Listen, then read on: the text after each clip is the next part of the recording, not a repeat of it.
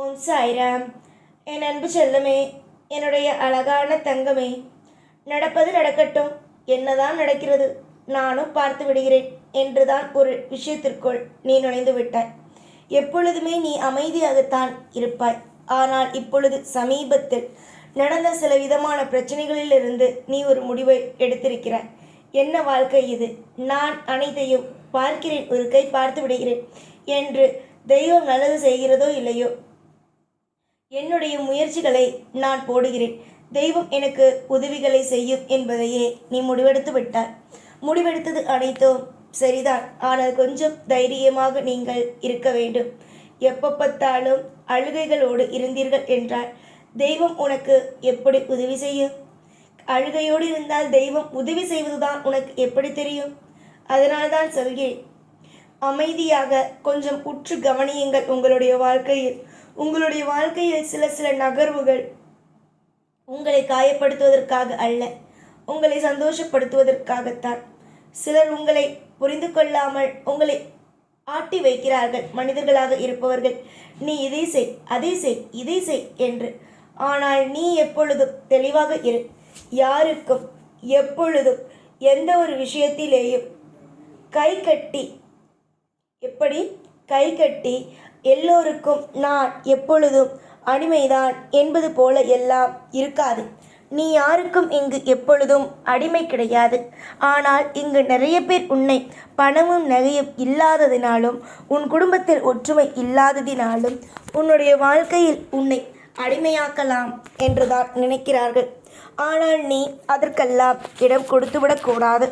உன்னிடம் இன்று நகை பணங்கள் இல்லாமல் இருக்கலாம். ஆனால் கூடிய விரைவாக நகை பணம் வசதி வாய்ப்புகள் எல்லாம் உன்னை தேடி தானாக வரும். அதுவரைக்கும் கொஞ்சம் அமைதியாக நீ இருந்தாலே போதும். வசதிகளுக்கு குறைவிருக்காது. ஏனென்றால் உன்னுடைய வாழ்க்கையில் நீ வெறும் சாதாரணமாக இல்லை, நீ முயற்சிகளை போட்டுக்கொண்டு தான் இருக்கிறாய். உனக்கு ஒரு விஷயத்தை மட்டும் நான் சொல்லட்டுமா? உன்னுடைய வாழ்க்கையில் என்னவென்றால், மற்றவர்கள் வீணாக பேசிக்கொண்டு இருக்கிறார்கள் பற்றியா? அதாவது உன்னுடைய வீட்டில் இருக்கும் குறைகளை பற்றியும், அடுத்தவன் வீட்டில் என்ன நடக்கிறது, ஏது நடக்கிறது என்ற குறைகளை பற்றியும் பேசிக்கொண்டு இருக்கிறார்கள் அல்லவா? அவர்களைப் போல நீ அல்ல. உன்னுடைய வாழ்க்கையில் நீ தனியாக நான் ஜெயிப்பேன், நான் நல்லபடியாக என்னுடைய வாழ்க்கையில் நான் வாழ்வேன், திருப்தியாகவே இருப்பேன் என்பதிலேயே நீ குறிக்கோளாக இருக்கிறாய். மற்றவர்களை பற்றி பேசவோ நினைக்கவோ உனக்கு நேரம் இல்லை. ஆனால் உன்னுடைய வாழ்க்கையில் மற்றவர்கள் அப்படி அல்ல. உன்னுடைய வாழ்க்கையில் என்ன நடக்கிறது, ஏது நடக்கிறது, உன்னை எப்படியெல்லாம் குறை கூறலாம், எப்படியெல்லாம் உன்னுடைய வாழ்க்கையில் உன்னை கீழே தள்ளலாம் என்ற திட்டங்கள். அப்படி இருப்பவர்கள் முன்னேறுவார்களா? நீ முன்னேறுவாயா? நீதான் முன்னேறுவாய். எதிர்பார்த்த விஷயங்கள் இன்று நடக்காமல் இருக்கலாம். நீ எதிர்பார்த்த மாதிரி உன்னிடம் இன்று பணம் இல்லாமல் இருக்கலாம். ஆனால் கூடிய விரைவாக நீ எதிர்பார்க்காததை விட உன் வாழ்வில் அதிகமான பணங்கள் வரும். அதாவது நீ ஒரு விஷயத்தை செய்ய முடிவு எடுத்து விட்டாய் என்றால் அடுத்தவனை பற்றி கவலைப்படாதே. அடுத்தவன் என்ன செய்திருக்கிறானோ அதை பார்த்தும் செய்யாதே. உன்னுடைய வாழ்க்கையில் என்ன செய்ய வேண்டும் என்று தோன்றுகிறதோ அதை துணிந்து செய். நான் இருக்கிறேன் என்ற ஒரு நம்பிக்கையை மட்டும் வைத்துக்கொள். உன்னிடம் அதிகமான நல்ல குணங்கள் வந்து இருக்கிறது. அந்த நல்ல குணங்கள் என்னென்ன என்பது எனக்கு தெரியும். உன்னுடைய நல்ல எண்ணத்திற்காகவும் குணத்திற்காகவும் என்றுமே நான் இருப்பேன். உன்னுடைய ஆசைகளுக்காகவும் உன்னுடைய அதிகமான நல்ல நல்ல விஷயத்திற்காகவும் உன்னோடு சேர்ந்துதான் நானுமே பயணம் செய்கிறேன். தெய்வங்கள் எல்லோரிடமும் எப்பொழுதும் நல்லபடியாக பழகுவது கிடையாது. அதாவது நல்ல பிள்ளைகள், தூய்மையான மனம் இருப்பவர்களிடம் மட்டும்தான் தெய்வம் உடனடியாக வந்து பேசக்கூட ஆரம்பிக்கும். அந்த மாதிரி தான் நீயும் உன்னுடைய வாழ்க்கையில் நிறைய கஷ்டப்பட்டு விட்டாய். நிறைய வலி வேதனைகள் என்று நிறைய அடிகள் நீ பட்டுவிட்டாய். அதனால் நீ எப்பொழுதும் ஒன்று தெரிந்து கொள், உன்னுடைய வாழ்க்கையில் நீ தெய்வத்துடைய பிள்ளைதான்.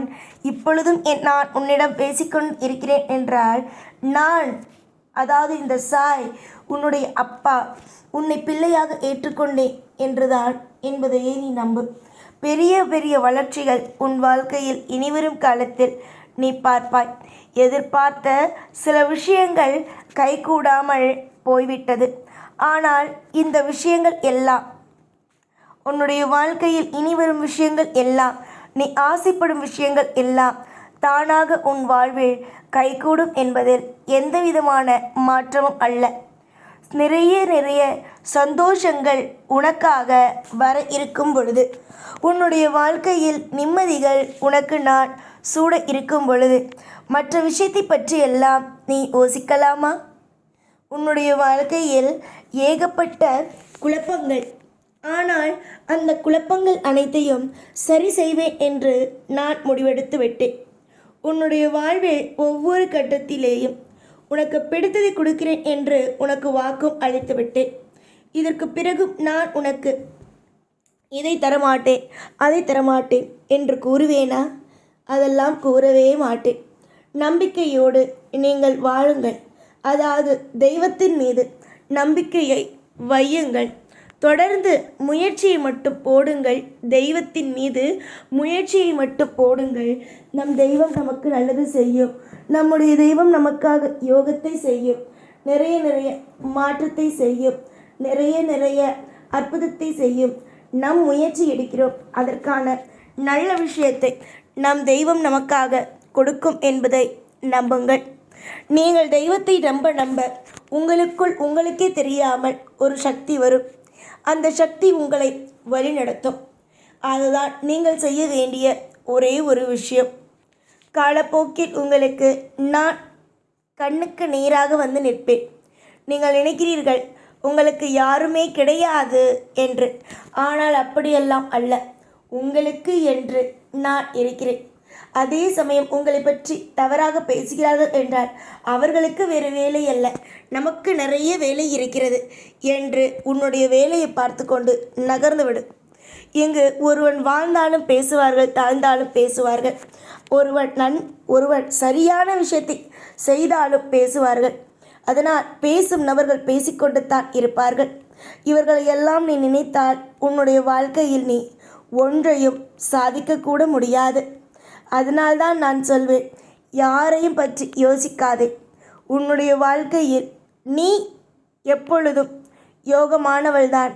நீ என்றுமே உன் வாழ்வில் அற்புதமானவள்தான். உன் வாழ்வில் அனைத்தும் சரியாகும் தான் என்று நம்பு. நீ நம்ப உன்னுடைய வாழ்வில் நான் உன் முன் வருவேன் என்பதுதான் உண்மையான ஒரு விஷயம். இதில் நான் இப்பொழுது நேரில் வருகிறேன் என்று உனக்கு பொய் கூறுகிறேன் என்று நீ நினைக்கிறாய். பொய்யெல்லாம் நான் உரைக்கவில்லை, உண்மையை மட்டும்தான் நான் உரைக்கிறேன். உன்னுடைய சந்தோஷத்திற்கு எதெல்லாம் தேவையோ, உன்னுடைய சந்தோஷத்திற்கு என்னென்ன விஷயங்கள் எல்லாம் தேவையோ அது எல்லாமும் என்னிடமிருந்து தானாக கிடைக்கும். என்னிடமிருந்து எல்லாம் அற்புதமானதாக கிடைக்கும். நம்பிக்கை மட்டும் இருந்தால் போதும். இங்கு அனைத்தையும் சமாளித்து விடலாம். இனி வரும் ஒவ்வொரு நாளும் உங்களுக்கு இனிமையான நாளாக அமையும். யாரும் உங்களை பார்த்து எந்த ஒரு விஷயத்தையும் சொல்ல மாட்டார்கள். அப்படியே உங்களை பார்த்து ஒவ்வொரு நபர்களும் சொன்னால் அது காதில் வாங்காமல் தூக்கி போடுங்கள். உன்னை காப்பதற்கு நான் இருக்கிறேன். நிச்சயமாக நல்ல வழி நடத்துவேன். உனக்கும் உன்னுடைய குடும்பத்திற்கும் நான் என்றுமே துணையாகவே இருப்பேன். ஓம் சாய்ராம்.